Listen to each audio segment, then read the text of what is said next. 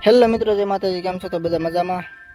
કલમ પીળી પડવાનું કારણ શું છે તે હમણાં તમને આ વિડીયોની અંદર જણાવું. જો આ કલમ આપણે પીળી પડી ગઈ છે, જો પીળા પાન થઈ ગયા છે. આ કલમને આપણે પાણી લાગ્યું છે એટલા માટે પીળી પડી છે. અને આને સુધારવા માટે શું શું કરવું પડે એ તમને હું બતાવું હમણાં. જો એટલે પહેલાં તમે આ વિડીયોમાં જોઈ શકો છો, આ બધી પીળી કલમ છે અમુક જગ્યાએ. પહેલાં તો આમાં પીળી પડવાનું મેન કારણ છે કે આમાં જમીન છે સફેદ પથ્થરવાળી, એટલે આમાં પાણી લાગવાની શક્યતા વધારે રહે છે, કારણ કે ગોરમટું પડું કહેવામાં આવે છે આને. જો તમે જોઈ શકો છો, આ સફેદ મટ્ટી છે એટલે આ પાણી લાગ્યાના કારણે પીળી પડી છે કલમમાં.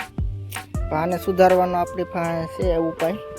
જો આ તમે આમાં કેટલા સમયથી આમાં પાણી નહીં ગયું હોય, લગભગ 15 દિવસથી પાણી નથી પાયું, એટલે હવે પીળી જેટલી પણ પીળી કલમ હશે ને તેને હવે આપણે આમાં ખાતર નાખવાનું છે. DAP, એવડીનો ખોળ અને ફોરેટ ત્રણેય મિક્સ કરીને આમાં ખાતર નાખશું.